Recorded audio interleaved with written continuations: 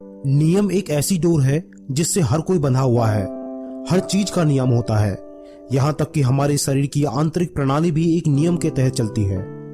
जिस वक्त हम नियम से बाहर होते हैं उस वक्त हमें परेशानियों का सामना करना पड़ता है।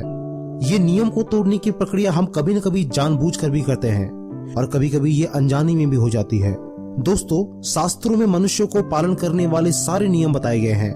आज हम उन्हीं नियमों में से एक नियम आपको बताने जा रहे हैं, जो है नग्न होकर कभी भी स्नान नहीं करना चाहिए।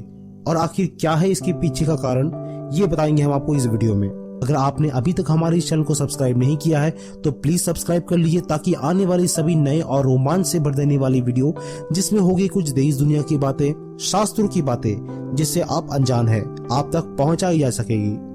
मनुष्य जीवन में स्नान एक बहुत महत्वपूर्ण क्रिया है, जिससे मानव तन स्वच्छ और निर्मल हो जाता है। शास्त्रों में तो नदी में स्नान, पोखर में स्नान, सरोवर में स्नान और कुएं के जल में स्नान तक के नियम बताए गए हैं कि किस जल में स्नान करने से क्या फायदा मिलता है और कौन सा जल स्नान करने के लिए सबसे उपयुक्त है। निर्वस्त्र होकर स्नान करना हमेशा से ही वर्जित माना गया है। साथ ही साथ इसकी हानि भी बताई गई है। पुराणों में उल्लेखित एक कथा के अनुसार श्री कृष्ण गोपियों को खुले में निर्वस्त्र होकर स्नान करने के विषय में ज्ञान देते हैं। जब गोपियां अपने वस्त्र उतारकर स्नान करने के लिए जल में जाती है, तब भगवान श्री कृष्ण अपनी लीला से गोपियों के सारे वस्त्र चुरा लेते हैं। और जब गोपियां अपने वस्त्र ढूंढती है तो उन्हें वस्त्र नहीं मिलते। ऐसे में श्री कृष्ण कहते हैं, गोप कन्याओं, तुम्हारे वस्त्र वृक्ष पर टंगे हैं, पानी से निकलो और वस्त्र ले लो। लेकिन निर्वस्त्र होने के कारण गोपियां जल से बाहर आने में असमर्थ होती है और कहती है वे निर्वस्त्र है और ऐसे में वे बाहर कैसे आ सकती है।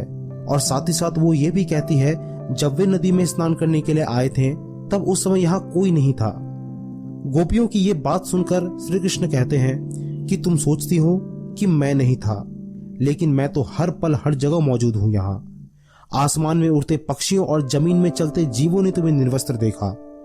तुम निर्वस्त्र होकर जल में गई तो जल में मौजूद जीवों ने भी तुम्हें निर्वस्त्र देखा। और जल में नग्न होकर प्रवेश करने से जल रूप में मौजूद वरुण देव ने भी तुम्हें निर्वस्त्र देखा। गरुड़ पुराण के अनुसार स्नान करते वक्त पितर यानी आपके पूर्वज आपके आसपास मौजूद होते हैं और वस्त्रों से गिरने वाले जल को ग्रहण करते हैं और तृप्त होते हैं।